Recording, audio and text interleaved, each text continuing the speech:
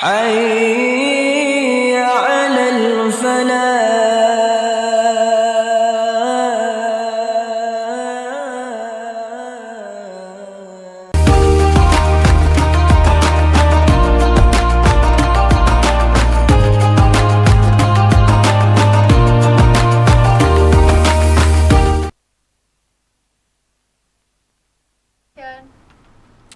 A'udzubillahi minasyaitonirrajim. Bismillahirrahmanirrahim. Assalamualaikum warahmatullahi wabarakatuh. Wassalatu wassalamu ala asrofil anbiya'i wa mursalin wa ala alihi wa sahbihi ajmain amma ba'du. Puji syukur kita panjatkan kehadiran Allah Subhanahu wa taala, karena berkah dan rahmatnya kita dapat berkumpul di sini dalam keadaan sehat walafiat, yang pastinya di program yang paling dicintai se-YouTube dunia. Cerah Cerita Hijrah. Masih bareng host yang dicintai keluarga sendiri. Dan semoga sobat hijrah juga mencintai diriku ini, biar selalu ada menemani sobat hijrah semua. Bersama saya Bayu Kibo. Dan alhamdulillahirrabbilalamin, hari ini kita sudah kedatangan narasumber yang akan bercerita seputar perjalanan beliau dari masa kegelapan. Wow, luar biasa sekali, seram ya, hingga akhirnya bisa hijrah. Bagaimana ceritanya? Sudah ada di sebelah Bayu Kibo, ada Kang Budi. Assalamualaikum Kang. Waalaikumsalam warahmatullahi wabarakatuh. Sehat Kang? Alhamdulillah. Gimana Kang Iba juga? Alhamdulillah sehat. Lagi sibuk apa Kang? Ya biasa, kalau guru mah siap-siap ujian. Oh, jadi lagi seorang guru Kang. Ya, siap. Udah berapa lama menjadi guru Kang? Kalau dihitung kurang lebih 19 tahun. 19. Yang formalnya 19 tahun. Ada yang non formalnya Kang? Yang formalnya ada. Nah nih pertanyaan nih buat Kang Budi. Biasanya nih Kang, anak kecil ditanya cita-citanya mau jadi apa? Jadi pilot, jadi astronot, jadi dokter. Emang dari dulu Kang Budi bercita-cita jadi guru atau gimana Kang? Sebetulnya saya tersesat ke jalan yang benar gitu ya. Karena cita-cita saya dulu itu tidak menjadi guru. Karena jangankan jadi guru gitu ya, di depan orang gitu, saya ngomong di depan aja tuh lututnya begang mentaran gitu. Ada rekdek. Ada rekdek gitu. Saya lebih introvert gitulah, lebih serang sendiri sebetulnya. Tapi memang tersesat, itu udah jalan Allah. Dulu cita-citanya pengen jadi insinyur pertanian. Dari kecil Kang? Ya, betul. Udah pengen bertani? Bertani, betul. Dari kapan Kang tahu bahwa cita-cita aku mah pengen jadi petani ya, insinyur pertanian gitu? Karena saya berpikir dulu, sudah mikir juga ya, tapi nggak tahu nih mikirnya gimana. Dulu itu mikir gini, kebayang kalau orang tiap tahun itu bertambah kan ya? Iya. Terus kan, wah udah visioner ya Kang Budi. Dari kecil udah tiap tahun jadi bertambah, petani. sementara sawah itu berkurang. Iya. Kan jadi bangunan sementara semua. Ya, sementara makan kan tidak bisa berhenti manusia kan. Nah, maka saya harus gimana caranya supaya makanan tetap tersedia walaupun orang banyak, sawah tidak ada gitu, mikirnya dulu kayak gitu. Berarti waktu kecil emang makan gitu. Rajin ngemil ya kan. Betul. Tapi kelakuan Akang pada saat anak kecil nih udah ingin bertani, ingin coba ngorek-ngorek tanah atau gimana Kang dulu? Enggak sih sebetulnya, cuma ya senang hujan-hujanan. Kalau hujan deras banjir di depan rumah, saya suka berenang aja itu. Tapi nih pada saat Akang nih, kita mundur lagi ke belakang. Sebadung apa sih Kang? Sebangor apa sih Kang? Senakal apa sih Kang? Kalau disebut nakal, udah terdengar nih bahwa ada air hujan, banjir, berenang di situ. Itu kan termasuk, wah ini mah anak nakal ini mah. Yang lain takut sakit, ini mah Akang berenang-renang. Kalau disebut nakal terlalu tidak, tapi mungkin lebih ke musingkeun orang tua menurutnya gitunya. Apa aja yang dipusingin Kang? Ya misalkan ngelihat Akang gelut lah gitunya. Oke. Main bal, gelut itu. Main sepak bola, bertengkar ya sampai dipukul botol juga pernah gitu. Itu? Waktu SD ya gitu. Waktu SD Kang? SD itu teh, ya. SD coba cara semua ya. Dan ya yang lucu dulu itu memang nggak ada rasa takut ya. Pukul botol bukannya takut, malah ngejar yang mukul, lari ke rumah, saya kerja sampai rumahnya gitu. Digedor-gedor itu. Benar-benar etamanya dari yang Sampai rumahnya saya gedor gitu. gara-garanya hanya cuma pertandingan sepak bola Biasa aja. kalah dulu kan gitu. Kalah disurakan itunya. Suntrungan jebret ke botol gitu kan. Nggak enak dikejar gitu sampai ke rumah gitu. Dari SD mulai berantem. 3 kali lah SD saya ingat mah. Wow, itu teh menang, Kang. Kena pukul tapi selalu menang. Oke. Gitu. Ya sengaja lah, mungkin ada temen yang juga pernah dengan saya gitu yang dulu SD. Dan kalau saya SD-nya SD di Kota Bandung. Oke. Dan sengaja itu kalau sudah saling mencaci maki gitu ya, janjian gitu. Di janjian di Museum Sri Baduga itu. Oh, Karena saya SD-nya SD Tegalega 9. Jadi kalau mau bertengkar ke belakang hayu gitu, di riung kayak seperti itulah. Sobat Memang kena Hijrah. pukul duluan sih, tapi Oh, akhirnya pertama jadi ya nastung. dikiting lah gitu. Dari nastung pengen ambisi untuk menang. Ya. Dari SD udah berantem, Sobat Hijrah. Terus main bola juga bukannya sportivitas, gelut lagi. Beranjak ke SMP, Kang. Kenakalan-kenakalan apa yang bertambah nih di SMP, Kang, kalau boleh tahu Sobat Kalau Hijrah semua. SMP ya tidak terlalu sih, karena memang waktu SMP saya agak sedikit sakit-sakitan gitu ya. Pernah juga di opname lah gitu, agak lama gitu. Karena dulu ketika masuk SMP agak berbeda situasinya gitu ya. Sehingga ada kayak shock gitulah. Kayak shock sehingga kelihatan orang banyak itu agak pingsan gitu. Jadi memang tukang gelut dulu, tapi ningali orang banyak itu jadi pingsan gitu. Oh, punya. Jadi ya punya riwayat seperti itulah. Jadi kalau lihat orang banyak, karena memang tipe introvert gitu ya, senang sendiri. Tapi ya itulah, kalau di SMP nggak terlalu banyak cerita gitu. Kalau di SMP agak sedikit menurun lah gitu. Menurun hingga akhirnya naik lagi, Kang. Di SMA. Selalu ya, kalau bahasa Inggris mah high school never end teh ya. Apa sih bahasa Indonesia teh? Bahasa Inggrisnya tahu, bahasa Inggrisnya, bahasa Indonesia saya nggak tahu. SMA, Kang, naik lagi nih ke jenjang berikutnya. Yang saya itu waktu SMA memang alhamdulillah orang tua itu ngasih fasilitas lah gitu, walaupun belum punya SIM gitu ya. Sudah dikasih motor gitu. Waktu angkatan tahun 94 saya dikasih motor yang baru, GL Pro 95. Bener-bener grace. Ya, grace gitu. Jadi kelakuan saya nakalnya itu bukan di yang mabok atau itu enggak, tapi saya suka balap-balapan itu. Oh, Bali teh ya, balap liar. Ya. Biasanya 7 motor, 6 motor gitu, pulang sekolah teh wah gitunya. Sampai memang terjadi kecelakaan beberapa kali, tapi ya masih kuat lah gitu. Sampai di stopan gitu kita siap-siap gitunya. Lampu hijau, maju, itu anu maju kan, jebret tengah jalan, muter, masih tenanawan, jalan lagi gitu, sampai 3 kali. Dan akhirnya di kelas 3 SMA justru terjadi yang paling parah itu ketika mau ujian nasional pertama lah dulu. Namanya Abitanas, ujian nasional pertama yang Sobat Hijrah, kita aja sudah melewati UN, ujian nasional. Kang Budi masih Eptanas. Bayangin umurnya Kang Budi berapa?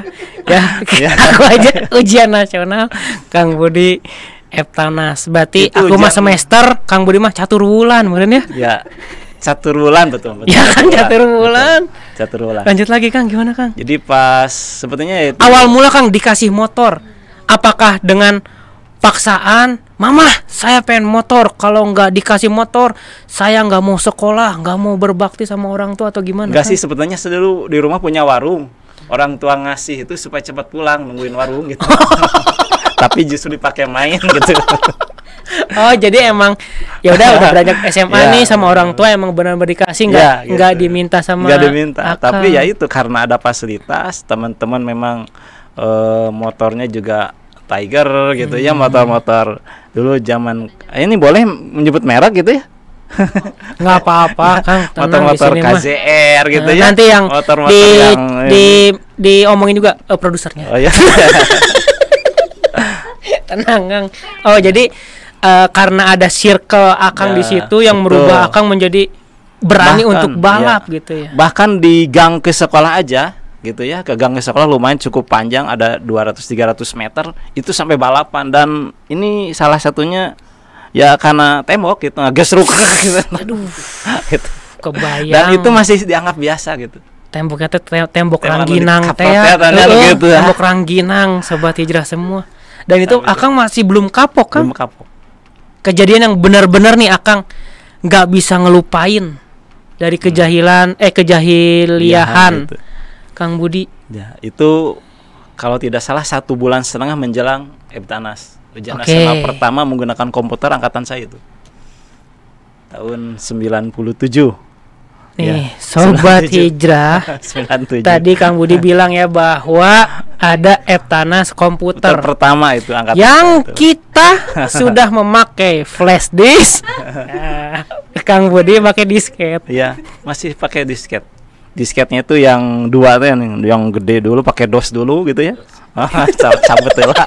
Terus masukkan. Udah, Nggak kita tahu nggak ada ngerti, sih ya. kita nggak ngerti. Lanjut lagi Kang.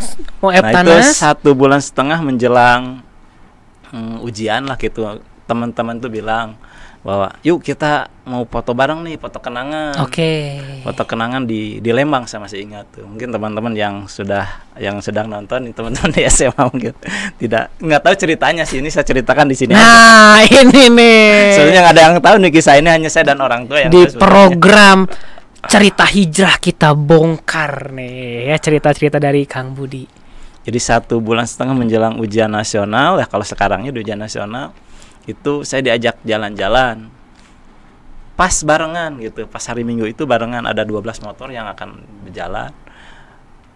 Kakak saya sama adik yang bungsu itu ikut kegiatan kajian di Salman. Oke. Ya, kata ibu, Bud, itu jemput teteh sama dede. Apa yang saya lakukan karena ingin sama teman-teman? Mah, ayat TO. Tryout. Itu yang jadi masalah. Hanya- Saya berbohong ke orang tua itu karena ingin ikut teman-teman. Ingin foto bersama. Foto bersama. Seperti apakah kisah Kang Budi ketika sang ibunda bilang tolong jemput teteh sama adik, ternyata Kang Budi bilang ada TO. Nah, jangan kemana-mana sobat hijrah, kita akan saksikan dulu pesan-pesan yang mau lewat satu ini. Jangan kemana-mana, tetap di Cerah Cerita Hijrah.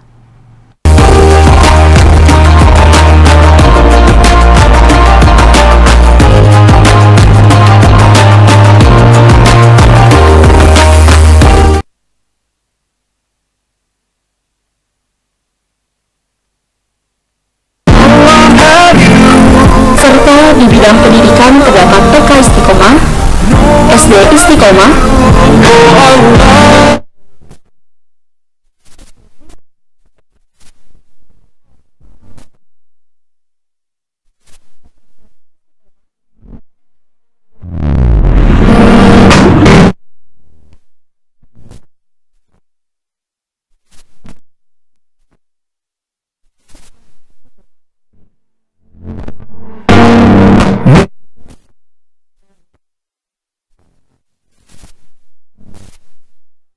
Bismillahirrahmanirrahim. Assalamualaikum warahmatullahi wabarakatuh.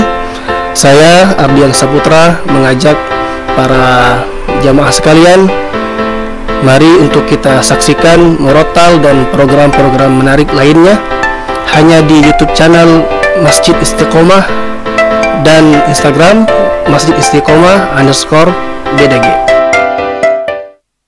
Assalamualaikum warahmatullahi wabarakatuh. Saya Zainal Akbar Mustaqim ingin mengajak kawan-kawan semua untuk mengikuti program tilawah dan program-program menarik lainnya di YouTube channel Masjid Istiqomah Bandung. Kawan-kawan juga bisa mengikuti info menarik lainnya di Instagram Masjid Istiqomah_BDG dan di TikToknya Masjid Istiqomah.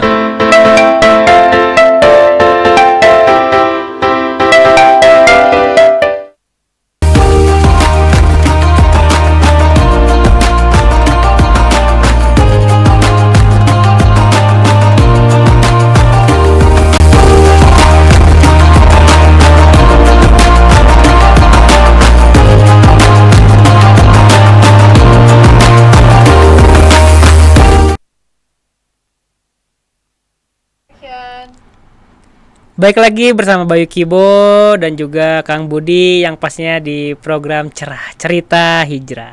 Ya jangan lupa juga buat sobat hijrah semua untuk subscribe, like dan komen juga share ya program-program yang ada di YouTube-nya Istiqomah TV. Baik lagi ke Kang Budi, Kang. Tadi Kang Budi bilang sudah bisa dibilang bohong ke orang tua lah. Betul. Tapi kita balik lagi ke belakang karena kan mungkin zaman-zaman SMA nih, Kang. Enggak gangster, enggak SMA. Kang Budi sempat masuk gangster atau enggak, Kang? Alhamdulillah Allah masih jaga sebetulnya ya, karena ada ketakutan orang tua sebetulnya, takut terhadap orang tua masih ada jadi masih ada bisa memilih-milih, oh ini masih boleh lah, ini nggak boleh gitu. Walaupun memang di circle teman-teman ada yang mohon maaf narkoba juga ada, pernah dulu ditawarin, walaupun saya nggak tahu sih bentuknya seperti apa rasanya, tapi yang jelas ada kecurigaan ketika dikasihkan ini mau coba nggak, tanpa bungkus, tanpa, dan tidak wajar, tidak normal gitu, nggak ada apa-apa. Dan saya masih ada takut lah ke orang tua karena sudah dikasih fasilitas ini jadi masih bisa membatasi lah gitu. Intinya karena saya masih takut itu orang tua masih ada sedikit lah gitu, senakal apapun kalau bukan kriminal ya masih aman lah gitu. Ada pemikiran di situ. Ada Emang itu. Di mata Kang Budi, orang tua Kang Budi seperti apa, Kang? Apakah tegas, galak, benar-benar kalau yang ada salah anaknya dimarahin, seperti apa, Kang? Ya, sangat tegas sekali. Makanya ketika saya kejadian itu sebetulnya ya karena orang tua ketika sudah nyuruh dan itu kaitan dengan sekolah itu akan diutamakan.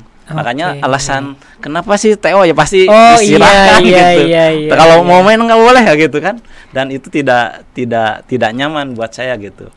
Dan kejadiannya luar biasa, itu yang mengubah titik balik saya sebetulnya di sana. Kejadian itu yang kalau disebut saya hampir bagaimana merasakan sakaratul maut itu kayaknya di sana. Kejadian seperti apa, Kang? Detailnya, Kang, ketika aku mau tryout dulu mah Gitu. pergi ke Lembang. Pergi ke Lembang, kejadiannya di Jalan Cibogo. Jalan Cibogo itu di pas Pudunan gitulah, pas turunan seperti itu. Itu tabrakan angkot Lembang stasiun yang gede itu ya. Yang coklat ya? Yang coklat betul. Kemudian membanting, saya lagi nunggu di pinggir jalan di sana tuh. 7 motor, yang 5 motor sudah ada, yang 2 motor sudah di atas, saya motor ketiga. Itu banting ke sebelah kanan dan beruntun di sana 7 motor. Saya yang ketiga. Dan ini adalah oleh-olehnya 21 jahitan saya sampai di pen. Itu menjelang 1,5 bulan menuju ujian nasional yang pakai komputer. Nah, teman saya ada yang di bawah mobil gitu ya, ada yang pokoknya mobil, bayangkan mobil gede gitu banting berebet gitu 7 motor. Saya yang ketiga. Dan saya masih ingat ketika mobil itu ada di hadapan wajah itu dan dihilangkan kesadaran Allah, tiba-tiba saya ada di pinggir jalan dengan orang ribut. Dan yang lucu apa coba, Kang, yang saya tanyakan ke teman yang ada di pinggir, senal saya mana? Karena senal itu baru dibeli tadi malam. Dan itu tuh Akang masih sadar, kan udah jatuh gitu. Sudah jatuh, sadar, rame gitu di pinggir jalan. Saya tanya, senal saya mana gitu. Saya masih nanya senal gitu, bahwa itu kecelakaan ini memang belum terasa ini patah gitu ya. Kemudian motor gimana motor? Nah, jarak beberapa jam dari itu baru saya sadar, ini apa ini gitu ya. Ternyata ini darah, ini bocor. Jadi saya nggak sadar gini aja gitu. Sampai saya lihat di jaket ini merah semua, ternyata darah. Ini dijahit lumayan, ini sama ini bocor gitu lah karena motor ketiga gitu. Dan ini Malik, tangan saya itu muter. Tangan saya muter. Jadi kalau saya posisi seperti ini tangan gini. Kenapa tangan saya kayak gini nih? Sampai teman saya yang bawah saya, namanya bagus, jadi guru juga sih alhamdulillah. Gus, ini tangan gunawan itu tangan saya gunawan. Itu apa gitu. Akhirnya ya kita sama-sama dibawa ke Puskesmas Lembang. Dan di sana saya baru merasakan bagaimana sakitnya itu, sampai ya kalau saya bilang itu mungkin sakaratul maut. Dan di UGD ini saya baru merasakan bagaimana takutnya mati itu di sana. Karena bohong saya ke orang tua. Keadaan Akang ketika di Puskesmas. Itu sampai bosan. Orang tua belum tahu, Kang. Saya bilang jangan dulu kasih tahu orang tua ke teman-teman, tapi memang kejadiannya luar biasa, 7 motor itu. Ya, jadi beruntun, akhirnya ya, Kang? Ya puskesmas tidak bisa menangani karena yang patah kelingking ada juga, yang saya patah ini puskesmas nggak bisa menangani, akhirnya dirujuk semuanya itu ke rumah sakit Boromeus di sana. Jadi di puskesmas itu nggak bisa apa-apa, puskesmas ini nggak bisa ditangani gitu, harus akhirnya ke rumah sakit Boromeus, dan di sana dikasih tahu orang tua. Dan di UGD itu saya bilang, ya Allah, kalau saya masih bisa diberikan kesempatan untuk hidup pada saat ini, maka hal pertama yang saya lakukan adalah saya mau minta maaf ke orang tua. Saya pengen minta maaf ke orang tua, dan saya berjanji tidak akan pernah menyakiti atau berbohong ke orang tua. Itu tekad saya itu dulu. Waktu ketika berada dalam kondisi nggak bisa bangun memang, karena ini kan muternya itu betul-betul muter. Bangun nggak bisa, tapi Bisa nyari sendal dulu cenah. Ya. Kali itu mah masih baal. Jadi pas tabrakan bawa ke pinggir, saya nggak tahu dibawanya oleh siapa. Yang jelas pas saya bangun itu sudah ada di pinggir jalan. Nanyanya senal pertama kali, bukan ada apa, ada yang nggak mikirnya senal mana. Hingga Gitu. akhirnya Kang Budi di Boromius. Di Boromius. Orang tua gimana Kang bisa tahu anaknya ada di Boromius dengan keadaan kecelakaan beruntun itu, Kang? Ya, yang ngasih tahu itu memang teman yang selamat, yang pakai motor Vespa gitu, yang ketabrak berhenti motor Vespa, itu segala macam ngasih tahu. Dan ibu itu pingsan di rumah, nggak bisa kemana-mana. Ketika dengar ini udah nggak kuat kecelakaan itu, ibu udah saya cerita itu setelah sadar gitu. Ibu nggak bisa berangkat, yang pergi ke rumah sakit ayah yang pergi ke rumah sakit. Dan saya masih ingat di ruang UGD itu saya nggak bisa apa-apa, cuma mata itu melihat itu ya, ayah pertama kali datang. Saya apakah dengar atau enggak ayah, tapi saya Pak minta maaf.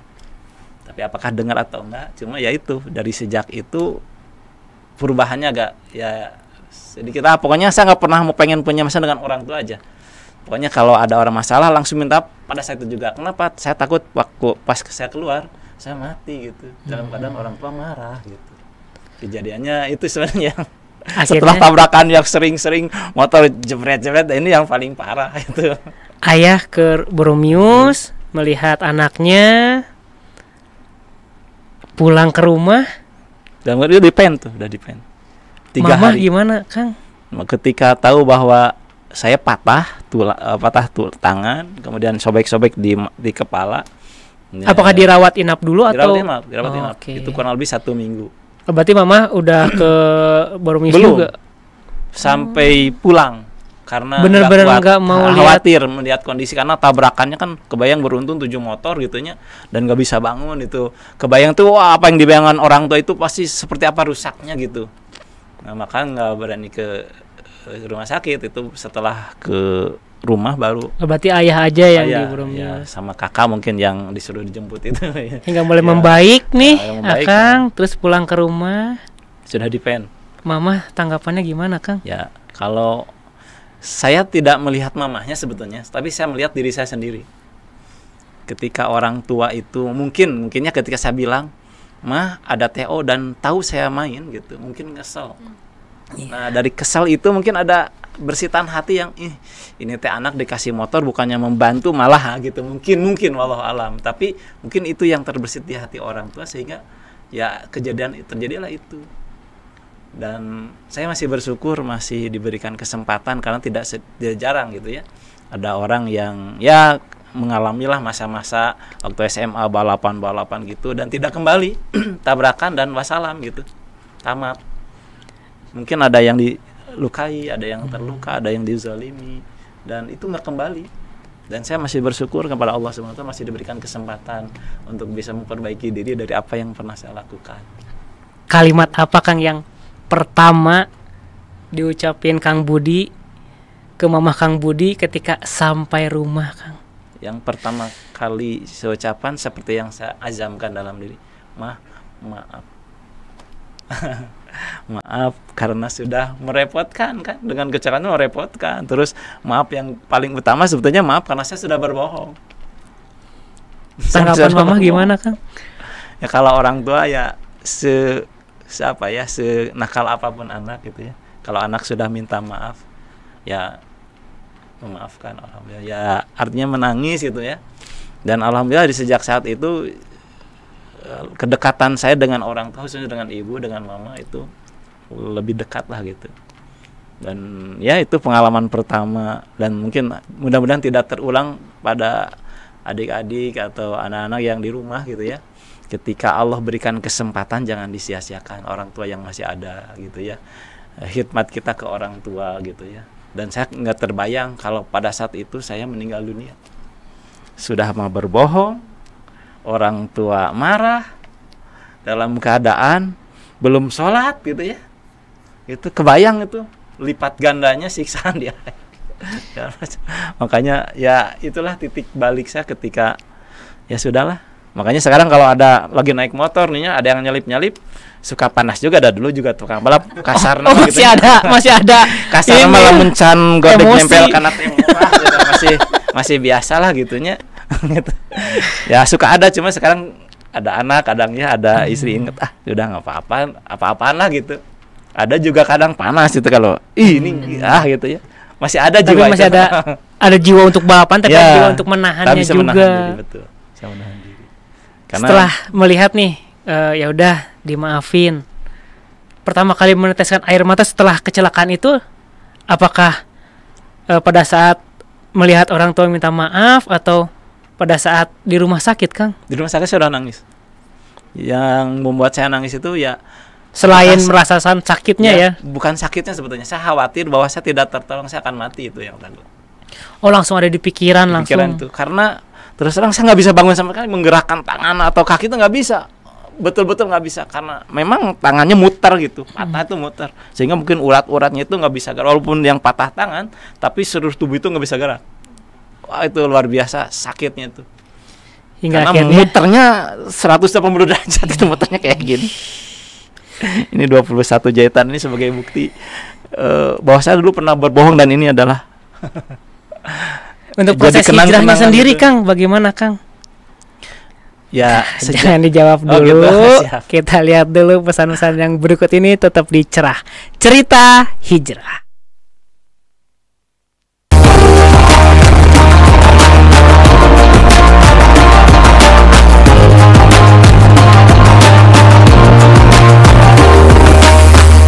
Assalamualaikum warahmatullahi wabarakatuh. Hai teman-teman, saya Givari Saputra ingin mengajak teman-teman semua untuk menyaksikan program tilawah di YouTube Masjid Istiqomah Bandung. Dan bagi teman-teman yang ingin mendapatkan informasi lainnya, dapat di-follow akun Instagram Masjid Istiqomah _BDG dan TikTok Masjid Istiqomah. Wassalamualaikum warahmatullahi wabarakatuh. Assalamualaikum warahmatullahi wabarakatuh. Saya Zainal Akbar Mustaqim ingin mengajak kawan-kawan semua untuk mengikuti program tilawah dan program-program menarik lainnya di YouTube channel Masjid Istiqomah Bandung. Kawan-kawan juga bisa mengikuti info menarik lainnya di Instagram Masjid Istiqomah _BDG dan di TikToknya Masjid Istiqomah.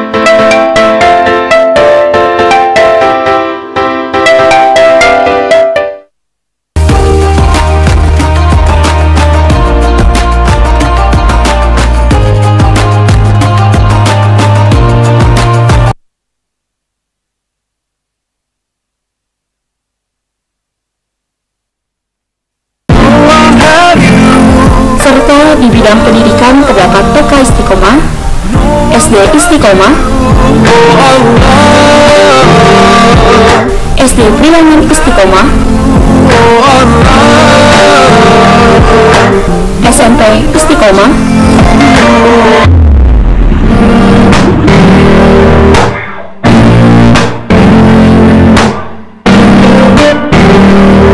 SMA Istiqomah. Many times in my life I have been down.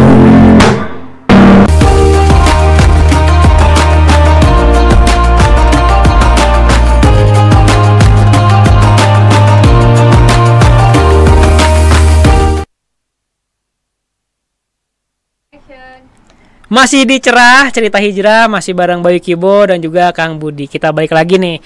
Tadi kan udah mulai ada perbaikan lah ya kasarnya mah. Ya. Untuk udah mulai enggak balap-balapan, udah mulai enggak nakal-nakalan lagi. Tapi Kang, hingga akhirnya Akang, oh ya, kayaknya udah cukup deh ini kenakalan ini, balap-balapan udah cukup deh, membohongi orang tua udah cukup deh. Sejak kapan Kang jatuhnya, sejak kapan mulai berhijrah dari Ya. kenakalan Akang ini?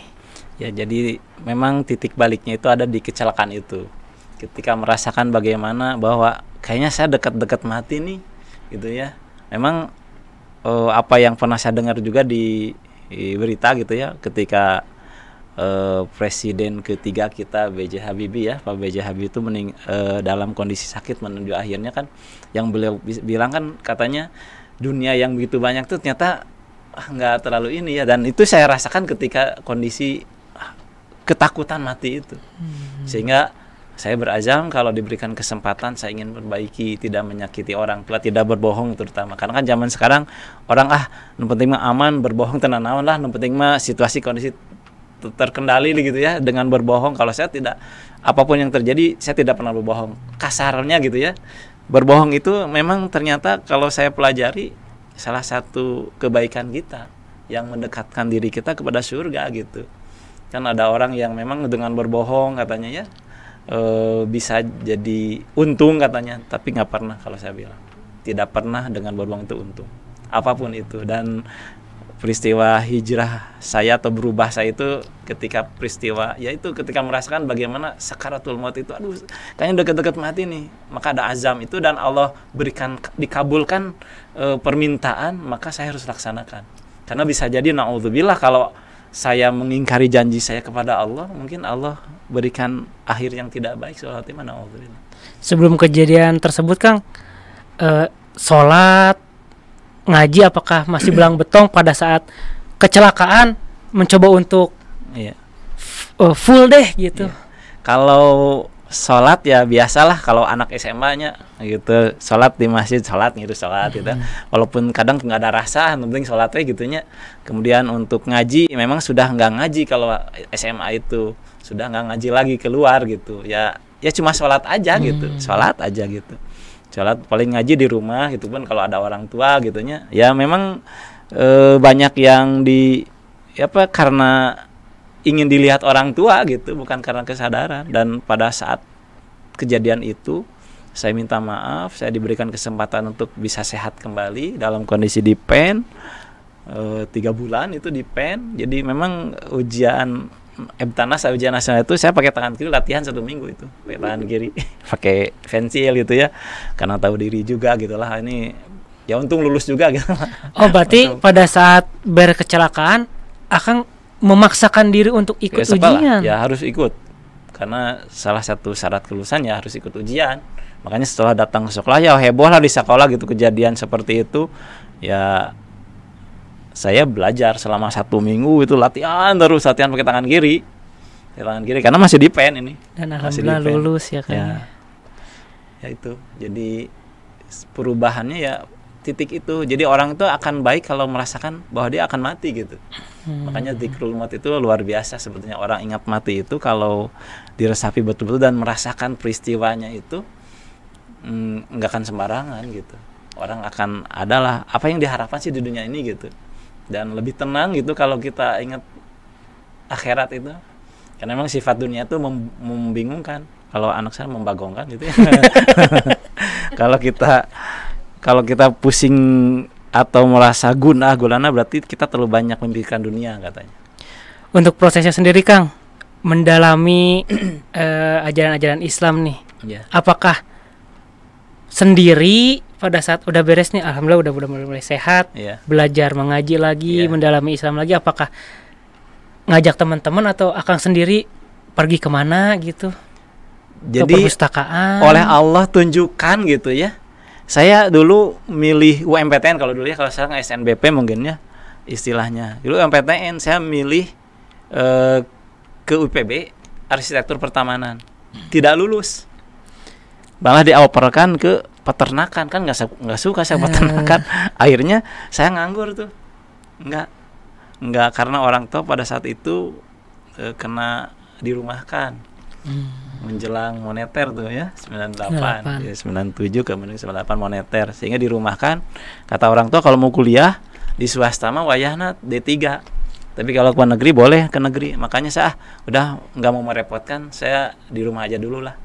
Nah, di rumah itulah yang menyebabkan saya bisa ngaji gitu. Asalnya nggak kemana-mana gitu. Asalnya udah lulus kuliah, saya datang ke teman ini nggak ada, lagi kerja. Datang ke kuliah ini nggak ada, lagi kuliah. Aduh, saya luntang-lantung sorangan gitu. Nggak ada teman. Akhirnya jelas semua apa tuh. ya? Kalau nggak ada kerjaan, mencoba untuk belajar ya kayaknya nggak usah itu. TikTokan, Instastory, zaman sekarang mah. Oh, jadi pas zaman Akang berusaha belajar sendiri kan atau gimana? Akhirnya wah saya luntang-lantung tebu, teman ini kuliah, teman itu kerja. Aduh, saya ngapain nih? Akhirnya cari waktu, dan kebetulan di dekat rumah itu ada pesantren kilat katanya. Ikutan pesantren kilat daripada dari diri sendiri kan itu. Dan ada informasi ada sanat nih berapa 2 minggu katanya. Saya coba aja ikutan. Ternyata ketika belajar, karena di awalnya sudah ingin berubah, ketika belajar itulah sanat itulah saya menjadi ketagihan untuk ngaji. Akhirnya mah alhamdulillah setahun itu sambil menunggu ujian berikutnya di tahun 98. Ya alhamdulillah, seandainya pada saat itu saya lulus langsung kuliah, mungkin nggak akan jadi seperti sekarang. Tidak ada prosesnya dulu ya Kang. Dari setahun itu ya saya merasa keranjingan gitu lah, kesurupan ngaji gitu ya, sampai jam berapa saya nggak tahu waktu gitu. Wah ngaji pokoknya ngaji, karena merasa ternyata ngaji teh enakeun ya. Saya baru tahu istilah kitab kuning ya pada saat itu.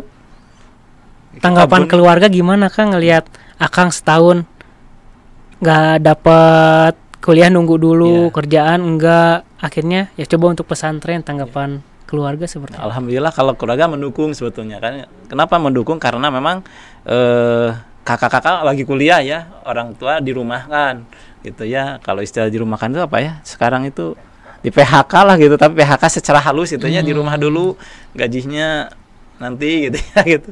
Akhirnya saya mengalah untuk di rumah aja dulu lah, nggak apa-apa. Dan alhamdulillah orang tua juga mendukung, karena saya punya tekad udah ke negeri aja lah. Kalau zaman dulu kan negeri itu murah ya dibandingkan swasta.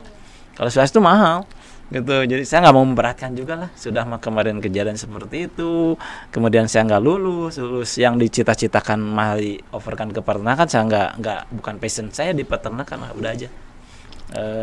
Akhirnya itu karena ketidaksengajaan sebetulnya, ada sanlat ya ikutan gitu. Jadi peserta akhirnya alhamdulillah sampai tahun depannya ikut UMPTN, akhirnya lulus di kuliahnya 2 sebenarnya lulusnya itu. Kalau dulu IAIN ya, sekarang UIN ya. UIN dengan di UPI saya lulus dua-duanya. Nah sejak saat itu saya ngobrol ke mama, karena setelah kejadian saya sering intensif ngobrol, lebih sharing, lebih terbuka. Ini lulus dua-duanya nih, mau kemana, mau diambil apakah yang ke jurusan kimianya atau ke agamanya nih. Dua-duanya lulus kata ibu. Udah aja ambil yang kimia aja. Kenapa? Karena yang ngaji kan lagi ngaji gitu, yang agama lagi ngaji. Terus yang kedua yang kimia aja. Kenapa? Mama pengen ada di antara anak mama itu yang bisa ngaji lah gitu. Yang bisa ngaji sok. Tapi ingat, ini catatan yang saya masih ingat sampai sekarang. Kalau kamu udah jadi bisa ngaji, jangan jadi mata pencaharian. Jangan jadi mata pencaharian. Jaga harga diri agama. Kalau istilah Sunda apa? Ustadz Gembol menurutnya. Jangan jadi mata pencaharian, tapi itu harus jadi bakti pengabdian. Makanya saya ya istilahnya kalau kerja itu di jurusan kimianya, kalau agamanya itu ya untuk pengabdian di agama saya. Untuk setelah pesantren gitu Kang, apakah Kang ada yang pernah ngerasain ini baturan orang ya, baturan saya nih bangor pisan, mengajak juga nggak sih Kang untuk yuk pesantren bareng-bareng yuk, mengajak semua ke teman-teman circle Akang? Kebetulan salah waktu lulus SMA itu langsung putus saya kontak. Jadi saya betul-betul kuliah itu karena apa yang saya rasakan itu di ngaji itu, ketika keranjingannya kayak kesurupan aja, ngaji itu kemana-mana gitu. Kan alhamdulillah, mudah-mudahan Allah bukan sebut sombongnya gitu, tapi memang kalau orang sudah suka, sudah seneng, itu ngapalin apa tuh gampang gitu. Saya sudah ngapalin kitab Jurumiyah gitu ya, kalau sebut Jurumiyah itu dalam 3 bulan alhamdulillah bisa hafal. Walaupun memang belum tahu buat apa sih ini, tapi hafal. Kenapa? Karena seneng gitu. Oh benar-benar lost kontak aja Lost teman-teman. Lost kontak betul. Lost Hanya kontak. bertemannya ketika ya udah balik lagi ke kuliah. Berteman kembali. teman kuliah yang adanya. Dan alhamdulillah teman kuliah itu sangat support gitu. Memang teman-temannya baik-baik gitu. Akhirnya ya di ini Berarti emang mendukung gitu. ngaruh banget ya Kang, circle ke perilaku Banget, manusia. banget. Makanya ngaji waktu kuliah itu nggak berhenti. Kenapa? Teman-temannya tukang ngaji semua. Makanya sampai alhamdulillah lulus, saya kuliah bahasa Arab juga gitu. Pas tahun ketiga itu ikut kuliah bahasa Arab juga, ngaji juga, kuliah kimia juga, gitulah. Pokoknya saya pengen keranjingan aja. Saya berangkat subuh itu ngaji. Jadi sudah bawa tas mau kuliah langsung. Jadi pulang dari ngaji teh langsung kuliah. Kalau Kimia. bahasa TikToknya mah a day in my life. Kan. Betul. Ngaji dulu langsung Ngaji kuliah. langsung lagi. kuliah itu udah bawa tas. Jadi dari rumah itu sudah bawa tas untuk kuliah. Langsung ngaji sampai jam 4 kuliah bahasa Arab lagi sampai jam 10 malam. Jadi pulang ke rumah itu ya tinggal tidur. Besoknya rutinitas seperti itu terus. Tapi itu mama orang tua atau orang rumah semua tahu. Tahu. Dijelasin sekarang ya, mah nggak ngebohong lagi TO lagi. Enggak. Yang kuliah Wah, TO jeung TO. Karena karena saya pernah berselisih dengan orang tua. Oh. Tapi mengingat kejadian yang dulu, makanya saya nggak pernah keluar kalau belum minta maaf. Kalau belum ini pasti aja orang tua. Iya. Saya nggak mau keluar dulu sebelum clear. Harus maafan dulu. Karena saya takut takut nanti kejadian. kejadian kedua kali nanti nggak diberi kesempatan nanti. Orang tua lagi marah, saya pergi ternyata mati. Naudzubillah. Prosesnya kan gimana sih? Kan kita nih sebagai anak muda nih, egonya yang begitu tinggi. Ya. Gimana cara untuk cobalah untuk merendahkan diri? Bagaimana caranya, Kang? Tapi jangan dijawab dulu, Kang. Kita lihat dulu pesan-pesan yang berikut ini tetap di program tercinta kita, Cerah Cerita Hijrah.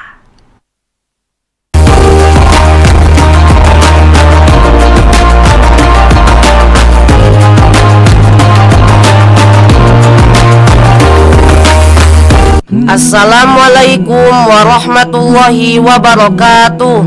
Hai teman-teman, saya Givari Saputra ingin mengajak teman-teman semua untuk menyaksikan program tilawah di YouTube Masjid Istiqomah Bandung. Dan bagi teman-teman yang ingin mendapatkan informasi lainnya, dapat di-follow akun Instagram Masjid Istiqomah_BDG dan TikTok Masjid Istiqomah. Wassalamualaikum warahmatullahi wabarakatuh.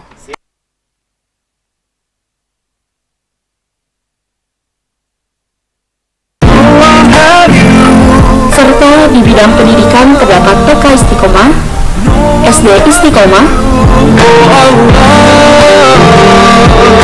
SD Priangan Istiqomah, SMP Istiqomah,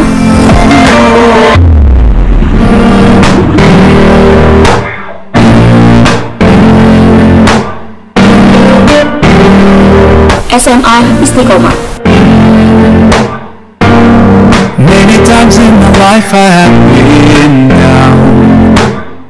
Assalamualaikum warahmatullahi wabarakatuh. Saya Zainal Akbar Mustaqim ingin mengajak kawan-kawan semua untuk mengikuti program tilawah dan program-program menarik lainnya di YouTube channel Masjid Istiqomah Bandung. Kawan-kawan juga bisa mengikuti info menarik lainnya di Instagram Masjid Istiqomah_BDG dan di TikToknya Masjid Istiqomah.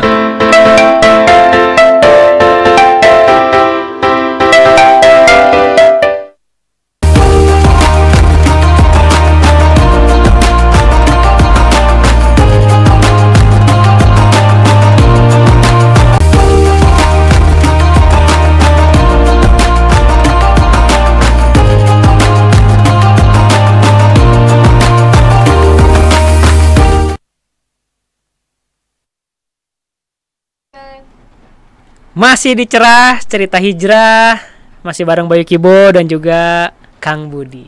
Baik lagi Kang, ke pertanyaan Bayu Kibo yang bagaimana sih caranya anak muda untuk menurunkan egonya, meminta maaf kepada orang tua. Wah, kepada teman aja kadang-kadang Bayu Kibo suka gengsinya luar biasa Kang. Ini ke orang tua Kang, yang meluk aja, aduh berasa canggung gitu Kang. Ya, untuk ke orang tua sebetulnya kalau kita ingin tahu bagaimana perjuangan orang tua kita, kalau saya pernah ikut juga ke orang tua, kerjanya seperti apa gitu ya. Jadi saya tahu kalau orang tua itu memang betul-betul berkorban untuk kita. Ketika kita tahu orang tua berkorban untuk kita, kita kan sangat menghargai usaha orang tua. Bahkan mohon maaf, orang tua kita ayah ya, saya ikut pernah ayah juga.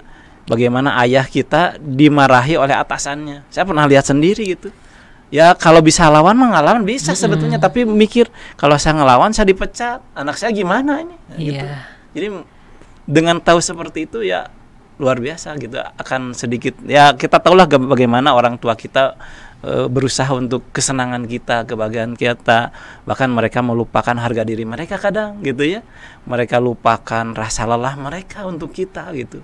Jadi ketika kita sadar atau pernah ikut aja lah, sekali-kali ikut gitu ya ke tempat kerja orang tua kita gitu ya, supaya tahu gitu ya bagaimana susahnya, bagaimana pengorbanan mereka untuk kesenangan kebahagiaan kita. Itu sebetulnya. Jadi perjuangan itu yang harus kita ketahui. Jangan sampai mintanya enaknya aja gitu ya. Nggak tahu gimana perjuangannya. Bahkan mungkin ada yang korupsi karena permintaan anak bisa jadi. Anak saya itu nggak bisa kayak pengen orang lain, kayak orang lain. Anak saya tuh udah anaknya ngerengek terus nih, nggak ada nih, bisa jadi mencuri, merampok atau gimana. Yang penting anak seneng, kita gimana nanti lah gitu. Nah, itu yang harus kita tahu bagaimana orang tua kita seperti itu, sehingga apa? Ya sehingga kita akan menghargai, akan merendahkan lah gitu. Gitu. Kang, ngomongin soal orang tua Kang, kejadian yang nggak bisa dilupain dari Kang Budi atau dari orang tua ke Kang Budi ke orang tua. Yang paling terngiang dan teringat sampai sekarang itu ketika orang tua itu di akhir-akhir gitu ya, menjelang wafat beliau, itu selalu menasihatkan atau menitipkan gitu ya, bahwa apa yang dilakukan itu harus siap dipertanggungjawabkan. Jangan toh hanya untuk mencari dunia lah, intinya gitu. Jadi apa yang kita korbankan untuk agama kita, kalau kita kerja untuk memberikan nafkah gitu ya ke anak kita, apa yang bisa kita berikan untuk agama kita gitu. Dari itu sering diucapkan oleh orang tua, sehingga ya apa sih yang bisa kita korbankan, bukan hanya untuk kesenangan orang tua, tapi kesenangan anak, tapi juga kesenangan Allah, kesenangan agama kita itu ya. Jadi memang terngiang lah gitu sampai sekarang. Jangan sedikit-sedikit materi, tapi apa untuk khidmat agama kita apa sih gitu. Judul kita adalah Dahsyatnya Doa Ibu. Doa menurut Kang Budi, ya mungkin salah satu kenapa saya bisa sekarang seperti ini, salah satunya adalah karena orang tua. Dan ketika menjelang wafatnya memang beliau sering mengungkapkan apa yang tidak diungkapkan sebelumnya, bahwa mama ngedoakan gitu, pengen ada anak yang seperti itu. Itu diceritakan apa yang menjadi harapannya kepada saya, yang padahal sebelumnya nggak pernah ngobrol, tapi menjelang wafatnya itu diceritakan gitu. Karena kebetulan saya juga menunggu gitu di rumah sakit ketika beliau sakit itu juga, dan beliau di antara anak-anak yang lain hanya mau, mohon maaf, dicebokin sama saya tuh, walaupun saya laki-laki, ibu perempuan itu, tapi merasa dekat gitu. Karena jadi untayan-untayan doa itu yang mungkin saya diselamatkan sampai saat ini. Dan saya titip juga ke teman-teman yang lain, orang tua itu kayak cuek mungkin ya, kayak cuek gitu, tapi belilah hatinya gitu, supaya keluar doa-doa yang kita tidak tahu bahwa di antara doa itu menyelamatkan kita, membuat kita terjaga dari musibah, menjaga kita dari kecelakaan, dari hal-hal yang akan menimpa buruk kepada kita. Kang, kenapa doa ibu begitu dahsyat, Kang? Kalau Rasul pernah ditanya, siapa yang harus aku berbuat baik kepadanya, gitu kan, 3 kali Allah Rasul menyebut ibumu, terus siapa lagi? Ibumu, siapa lagi? Ibu, baru yang keempat adalah ayahmu. Dan 3 3 kali lebih dahsyat dari seorang ayah. Gitu ya, kalau kita lihat porsinya. Dan Rasulullah pernah juga bersabda, dan ini saya tahu setelah saya ngaji gitu. Kalau dulu mah nggak tahu. Kata Nabi, man ahzana walidi faqad aqahuma. Orang yang menyakiti hati orang tuanya dengan ririkan mata, orang tua sakit hati dengan ucapan, orang tua sakit hati dengan gerak tubuh kita yang membuat sakit hati orang tua, kita termasuk orang yang durhaka.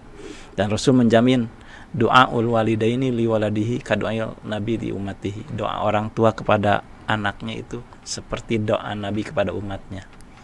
Maka kalau kita mencari apa yang wah pengen itu pengen ini, kalau masih lupa ke orang tua terutama ibu, maka mohon maaf kalau saya bilang omong kosong itu, nggak akan ada hasilnya. Jadi doa ibu adalah segala-galanya. Betul. Ya. Apapun yang kita inginkan, ke ibu dulu deh. Betul. Ceritain dulu apa keluh kesahnya. Betul. Nanti pasti solusinya ada di ibu. Ada deh, di ya. ibu. Ibu itu selalu ngasih solusi. Alhamdulillah saya seperti ini. Salah satunya solusi dari orang tua, dari ibu khususnya. Luar biasa, Kang. Terakhir deh, Kang, buat sobat hijrah semua, bagaimana caranya biar tetap berhijrah, terus juga istiqomah dan juga selalu berbakti kepada orang tua? Ya, yang paling utama mungkin yang pertama bahwa hijrah kita itu harus dari hati, bukan karena gaya atau keren. Mohon maaf, ada sebagian teman-teman yang hijrah itu merasa bangga dengan masa lalunya. Mohon maaf, misalkan ada yang bertato nih, kemudian kalau orang yang hijrah itu malu dengan masa lalunya, seperti bagaimana Umar bin Khattab. Tidak, saya bangga nih, saya dulu bekas preman nih, saya tato saya nih, saya bangga. Tidak seperti itu. Hijrah itu artinya kita malu dengan masa lalu kita. Jadi harus malu dengan masa lalu kita. Kalau kita menertawakan masa lalu kita, berarti kita sudah berhijrah. Dan orang berhijrah kemungkinan berbuat dosa, kemudian kembali lagi, bisa jadi. Maka kita harus cari teman-teman kita yang mendukung hijrah kita. Jangan sampai kita pengen hijrah, teman-teman kita tidak mendukung, maka kita bisa terjerumus lagi.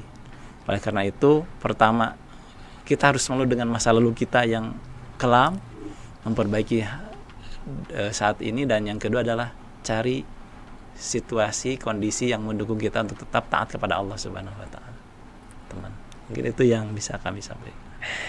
Terima kasih Kang Budi udah mau sharing bersama kita, sobat hijrah juga. Semoga bisa diambil yang baik-baiknya, dibuang semua yang buruk-buruknya dari cerita Kang Budi. Terima kasih Kang Budi ya. Sama-sama Kang udah Kibo. mau datang ke studio kita. Dan juga buat sobat hijrah semua yang sudah menonton acara ini, jangan lupa sekali lagi subscribe, like, dan juga komen. Jangan lupa juga share juga dong ke semua media sosial yang ada. Kalau gitu Boy Kibo harus pamit undur diri, Kang Budi juga harus pamit undur diri. Jangan lupa juga tetap tonton program kita Solusi Islami hari Selasa jam 1:30 sampai jam 1:30, dan juga program Cerah hari Kamis jam 1:30 sampai jam 2:30 sore waktu Indonesia bagian Barat. Kalau gitu Boy Kibo harus pamit undur diri, Kang Budi juga mau pamit undur diri. Mohon maaf kalau ada salah-salah kata dan salah-salah tindakan. Wabillahi taufiq wal hidayah. Wassalamualaikum warahmatullahi wabarakatuh. Terima kasih Kang Budi. Sami-sami.